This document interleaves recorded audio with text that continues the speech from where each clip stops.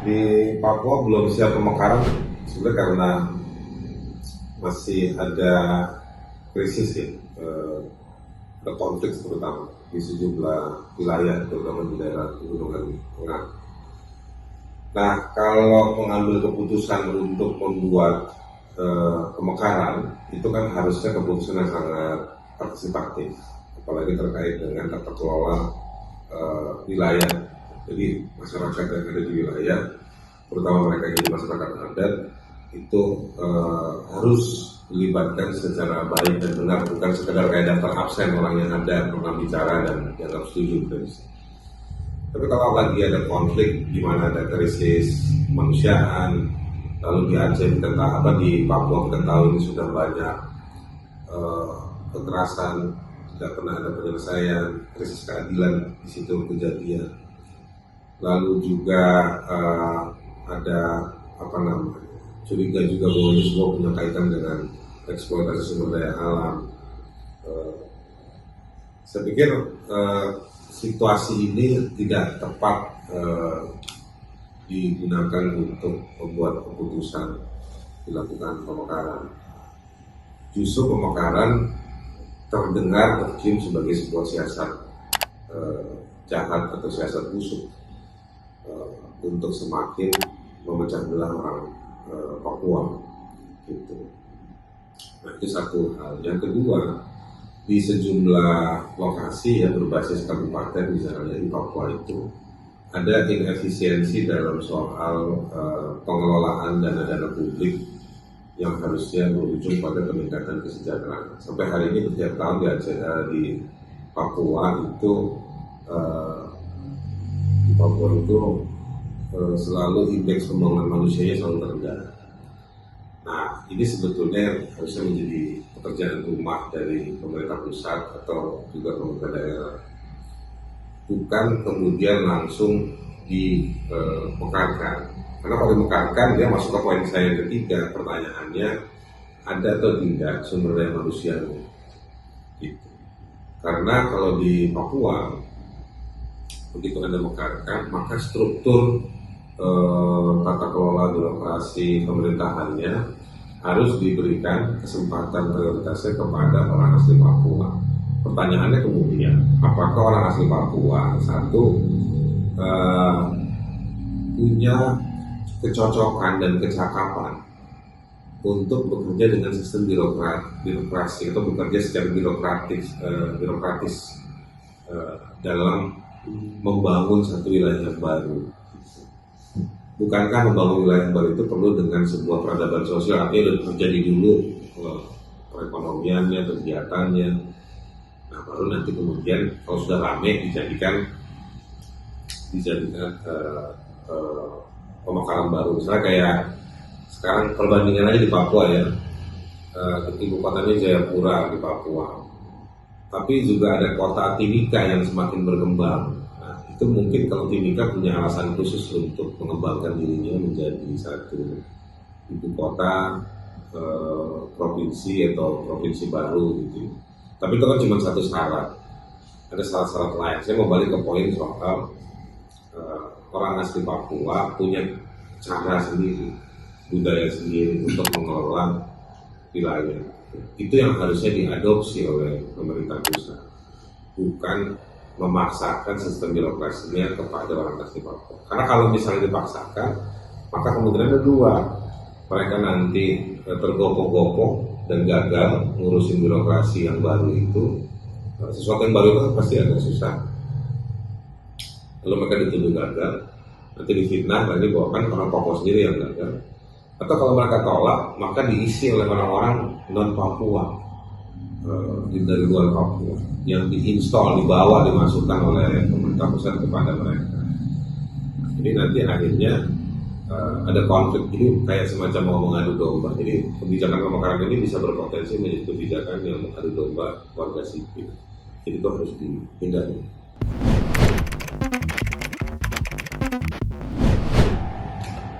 Saya curiga iya, karena kalau lihat di peta geospasial, terutama untuk bisnis gitu, itu kan ada sejumlah unsurnya ya, bawah tanah tuh misalnya kandungan tambang, lalu di tanahnya, di atas tanah, dan juga di atas tanah ini ada macam-macam, ada perkebunan kan.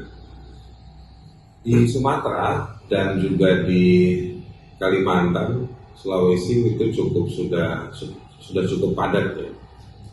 Nah, Papua ini kan menggiurkan dari sisi luasan, kandungan, dan materi di atas tanah itu.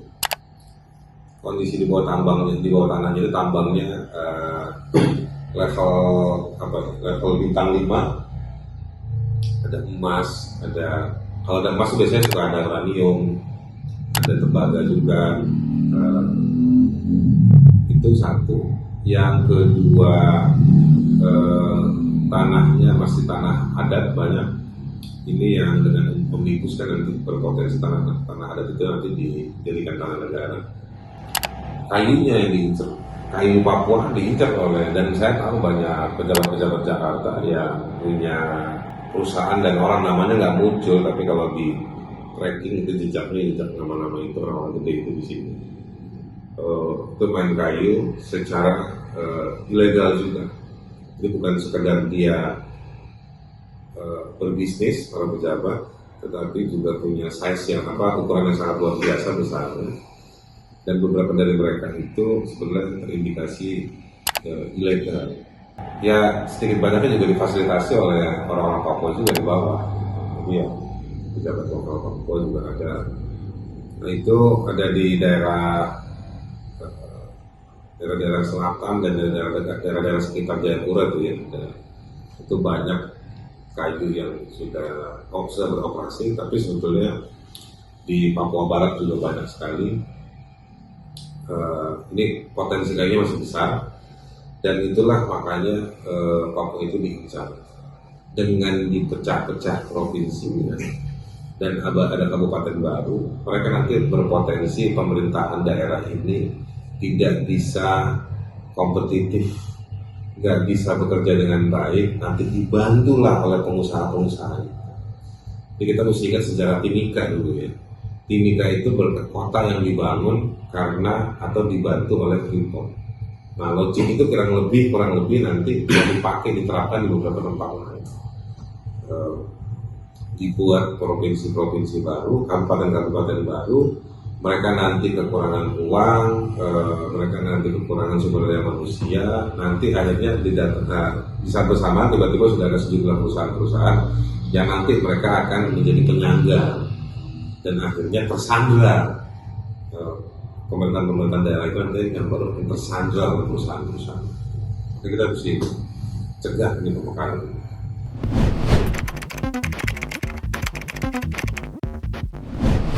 Pernyataan seorang menteri ya kami sangat sayangkan, karena bagi saya bahwa fakta di lapangan banyak orang Papua itu tidak menghendaki adanya pemekaran.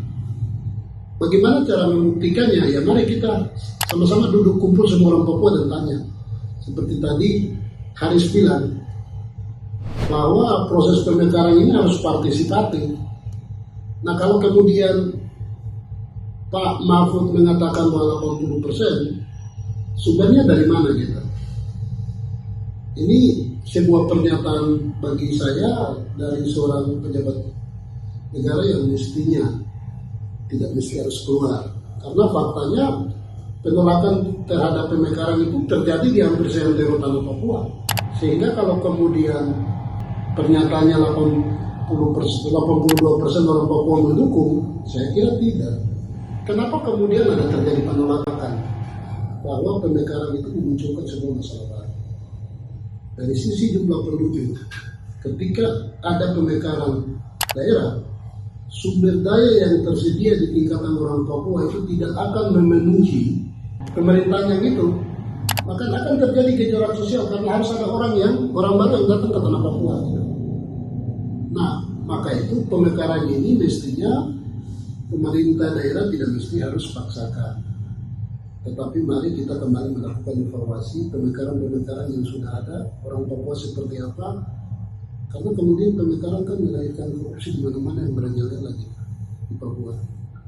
Nah, efisiensi anggaran di sini alangkah baiknya didorong untuk pembangunan manusia Papua dibanding mengurus pemekaran versi kepentingan elit tadi. Nah, pemekaran belum menjadi kebutuhan rakyat Papua. Pemekaran untuk siapa? Untuk orang Papua, bagi saya bukan untuk orang Papua kali ini, tapi untuk kepentingan negara itu tetap bercokol. Ini kan kemudian negara dalam konteks pemerintah pusat ini takut akan kebijakannya sendiri gitu. Bahwa yang urgent hari ini di Papua misalkan pelanggaran HAM yang tidak diurus sampai saat ini selesai, laju deforestasi dan kerusakan hutan yang begitu hebat di tanah Papua, pertambangan dan investasi ugal-ugalan di tanah Papua. Jadi pemekaran juga menyumbang percepatan deforestasi hutan di Papua. Nah, ini juga harus menjadi perhatian serius dari semua pihak, dalam hal ini pemerintah, untuk tidak membuat kebijakan yang mari berpikir bagaimana selamatkan rakyat dibanding mendorong semua kepentingan sekelompok orang tentang pemekaran. Otsus implementasi selama 20 tahun ini kan tidak ada evaluasinya. Otsus tidak kita bicara berapa orang Papua jadi polisi, berapa orang Papua jadi tentara, tetapi berapa banyak regulasi yang sudah dibuat didukung oleh pemerintah pusat untuk melindungi orang Papua yang sedikit itu. Tidak ada. Sampai hari ini kan produk peraturan daerah khusus itu kan kadang diusul oleh orang Papua kan tidak disetujui oleh Jakarta. Jadi ada sebenarnya ketakutan apa begitu? Itu harus clear dulu.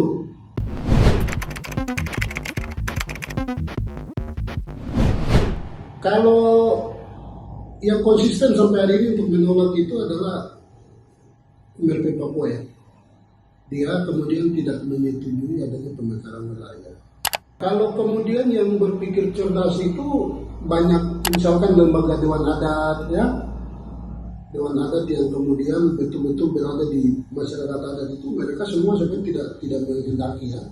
Misalkan kalau kemudian kita bicara Dewan Adat Papua Wilayah 3, terus Dewan Adat Bahamata di Fakfak, ya, Kaimana, hampir sebagian lembaga-lembaga adat, ya, tokoh-tokoh pemuda, para aktivis semua menolak pemekaran provinsi baru di tanah Papua.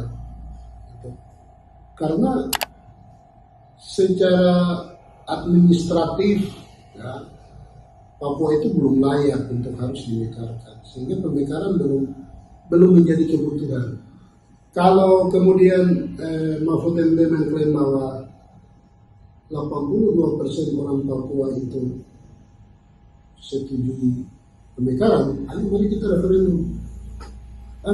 Kita bikin referendum supaya di situ jelas siapa yang mendukung, siapa yang menolak.